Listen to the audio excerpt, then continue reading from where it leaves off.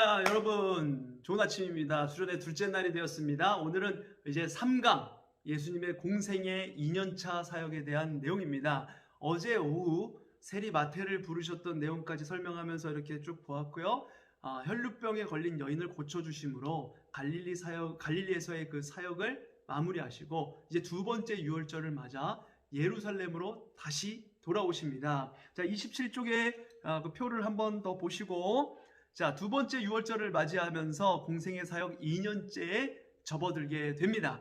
자, 첫 번째 유월절 때 예루살렘 성전 청결 사건과 그 후 예수님의 그런 행보에 대한 소문을 예루살렘의 종교적 기득권자들인 그 대제사장, 바리새인, 사두개인들, 서기관들이 듣게 되죠. 그래서 예수님을 더욱더 예의주시하면서 보게 됩니다. 자, 이제 28쪽으로 넘어가서 예루살렘 사역, 2년차 예루살렘 사역입니다. 자, 이번 예루살렘 유월절 안식일에 예수님이 38년 된 베데스다 연못가의 병자를 고치세요.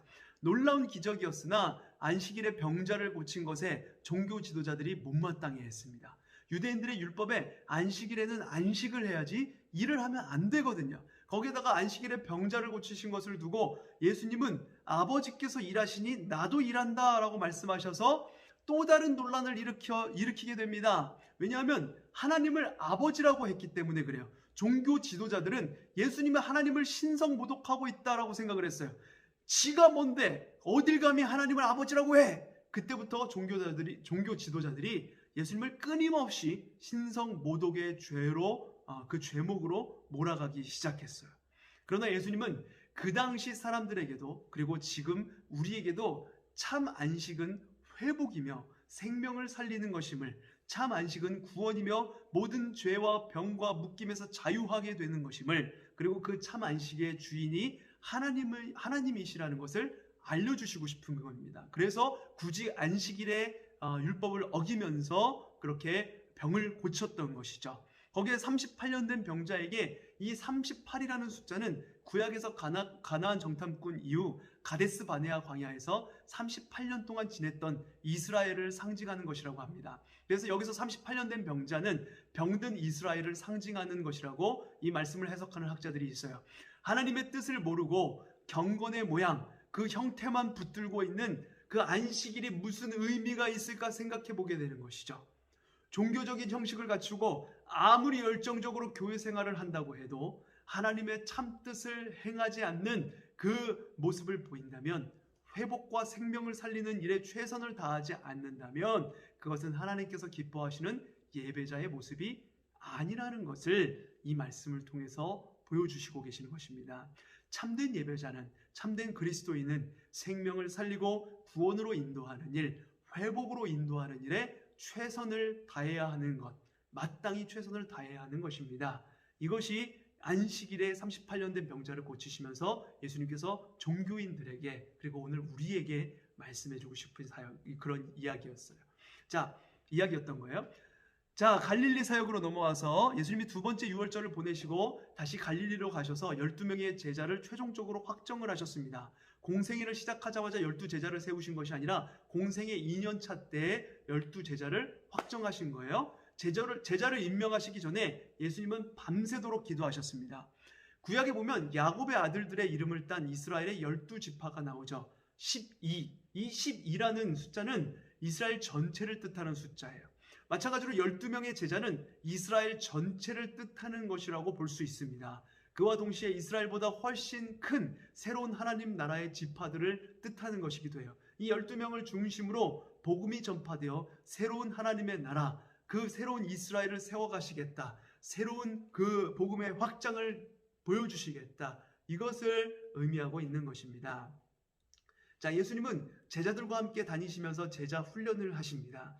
복음을 전하시고 병을 고치시고 귀신을 내쫓으시고 또 산상수훈을 통해 제자들이 알아야 할 하나님 나라의 가르침을 말씀하셨어요.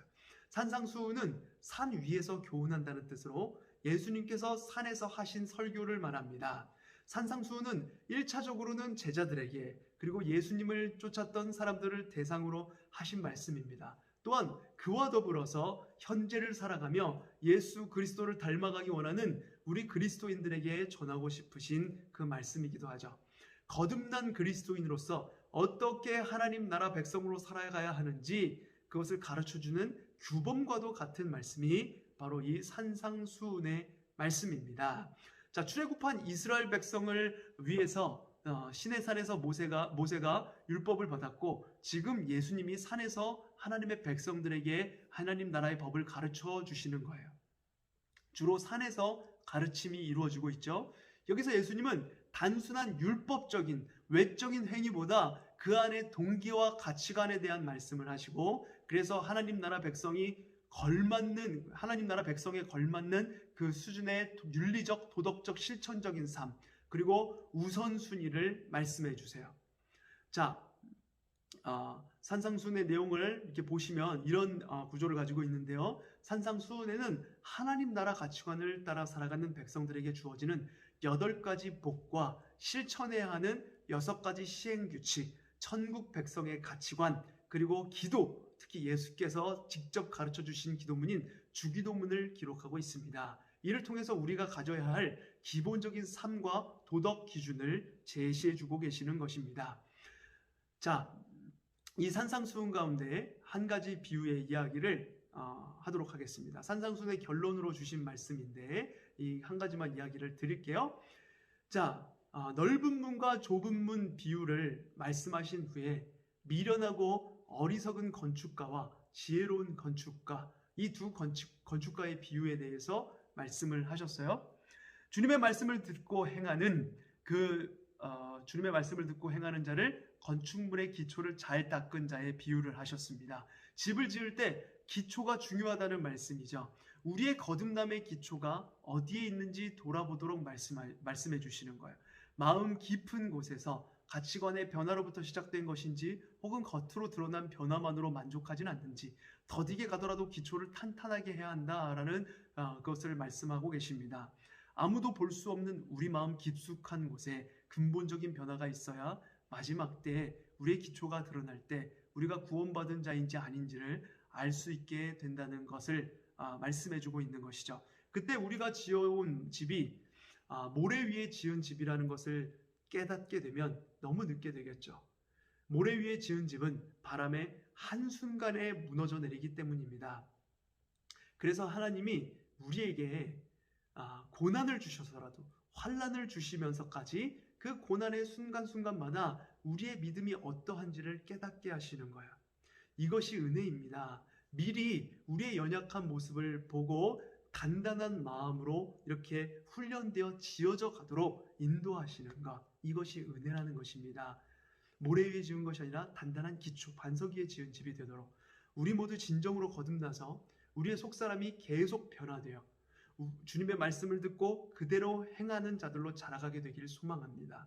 기초를 반석 위에 놓아 어떤 환난을 만나도 비틀거리지 않고 믿음으로 승리하며 나아가는 우리 고등부 친구들 모두가 되기를 소망합니다. 자, 29페이지로 넘어와서요. 교재 29쪽에 이 표 이렇게 보시면서 설명을 들으면 됩니다. 2차 갈릴리 순회 전도를 통해서 예수님은 많은 표적을 행하시고 말씀으로 제자들을 양육하십니다. 자, 특별히 갈릴리 바닷가에서 하신 그 하나님 나라에 대한 비유를 13가지로 그렇게 말씀을 하셨어요. 이 13가지 비유가 다 비슷하면서도 조금씩 다른 내용을 담고 있는데 다 중요한 내용이지만 시간상 다 살펴볼 수가 없으니 이 중에서 마태, 마가, 누가 이 3개의 복음서에 모두 등장하고 있는 겨자씨 비유에 대해서 이 한 가지만 말씀을 드리도록 할게요. 예수님은 하나님 나라를 씨가 성장하여 나무가 자라는 것으로 비유를 하십니다. 하나님 나라, 그 위대한 나라를 비유하려면 여러분들 어떤 나무가 좋을까요? 하나님 나라, 어떤 나무가 어울리세요? 크고 웅장한 나무, 고급스러운 나무, 이런 나무들이 어울릴 것 같잖아요. 그런데 예수님은 하나님 나라가 겨자나무와 같다라고 말씀을 하세요. 겨자나무, 여러분 말이 나무이지 이 겨자나무는 풀과 같은 것입니다. 크게 자라도 2m 정도밖에 되지 않는 나무 같지 않은 나무예요. 그냥 어디서나 흔히 볼 수 있는 집 마당에서나 키우는 그런 아주 초라한 풀떼기 같은 그런 나무입니다. 예수님은 왜 하나님 나라를 이런 초라한 나무에 비유하셨을까요? 좀 크고 웅장하고 멋진 나무를 하나님 나라에 비유하면 좋을 것 같은데 왜 이런 초라한 나무에 비유하셨을까요? 예수님 당시 유대인들은 이스라엘이 지금 로마에 의해 지배당하고 핍박당하고 고통당하고 있지만 메시아가 나타나면, 구원자가 오시기만 한다면 그 어떤 나라도 넘보지 못할 크고 웅장한 나무처럼 자라나 이 세상을 완전히 지배하게 될 것이라는 그런 기대에 가득 차 있었습니다. 하나님께서 그런 기대를 이루어 주시고 메시아와 함께 이스라엘을 강대국으로 세워주시기를 기대했던 거예요. 그래서 그에 걸맞는 구원자, 강력한 메시아, 강력한 다윗과 같은 구원자를 기다리고 있었던 것입니다. 그런데 예수님께서 하나님 나라가 겨자나무와 같다고 말씀하세요. 이 말씀은 유대인들의 기대를 한 번에 무너뜨리는 것이었어요. 예수께서 메시아로서 왕으로서 세워갈 새로운 나라, 그로부터 임하는 하나님 나라는 이 세상 나라가 서는 방식으로 서지 않을 것입니다. 로마 제국이 강력한 군사력으로 세상을 제패하고 로마의 지배 아래 평화를 이루는 그 로마 군인들의 군합발 아래 이루어지는 평화, 그런 방식으로 하나님 나라가 서가지 않을 것이에요. 오히려 하나님 나라는 어느 집 마당에서나 자라나는 아담한 겨자나무처럼 겸손하고 평화로운 방식으로, 예수님께서 나귀 새끼를 타고 예루살렘에 입성하시는 것처럼 보잘것없는 모습으로 이루어질 것입니다. 그러나 그 작고 흔한 겨자나무가 심겨지고 자라나 온 세상을 덮어 이 세상에 예수 그리스도의 평화가 충만하게 임하게 될 것입니다. 이것을 이 겨자나무 비유를 통해서 말씀을 하고 계시는 거예요. 여러분, 이 부분에 대해서 믿으십니까? 여러분, 하나님 나라는 작은 듯하지만 결코 작지 않습니다. 우리는 예수님을 믿으면서도 내 방식대로 내가 원하는 것을 이루어 주실 분, 내 커다란 꿈을 이루어 주실 조력자 정도로 생각하기 쉽죠. 그러나 하나님 나라는 내 욕망, 내 원하는 바를 이루는, 내 뜻을 다 이루어가는 그런 나라가 아닙니다. 세상을 뒤집을 크고 그 위대한 나라가 아니라는 거예요. 겸손히 인간의 몸을 입고 낮은 이 땅에 임하신 예수님처럼 작고 초라해 보이지만 복음으로 세상을 변화시키는 나라, 진정한 예수의 평화를 외치는 나라, 그 가르침이 바로 하나님 나라인 것이죠.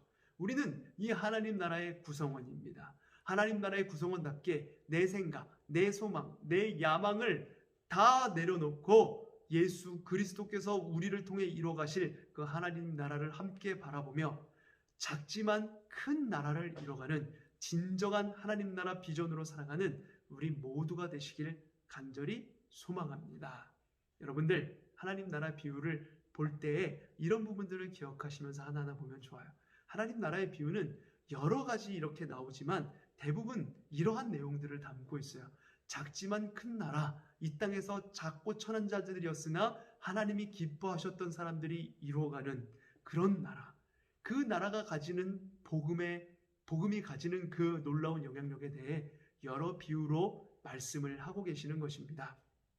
사실 누가복음에만 나오는 5가지 비유는 여기 이렇게 앞쪽에 갈릴리 바닷가 13개 중요한 비유라고 해서 앞쪽에다가 이렇게 배치를 해놨지만 시간 순서상 이 하나님 나라 갈릴리 바다의 가르침에 묶일 수도 있고 묶이지 않을 수 있지만 내용이 비슷해서 이렇게 목사님이 하나의 표로 이렇게 한번 묶어봤어요. 13가지로. 이 13가지의 하나님 나라의 비유를 한 번에 놓고 보면 하나님 나라에 대해 새로운 눈이 열리게 될 것입니다. 여러분, 3강의 내용은 여기까지예요. 내용이 길지 않아서 여러분 들을만 하죠. 성경 퀴즈도 열심히 풀어주시고 2시에 4강의 내용으로, 4강 강의 내용으로 다시 돌아오도록 하겠습니다. 그러면 2시에 다시 만나도록 하겠습니다. 이만.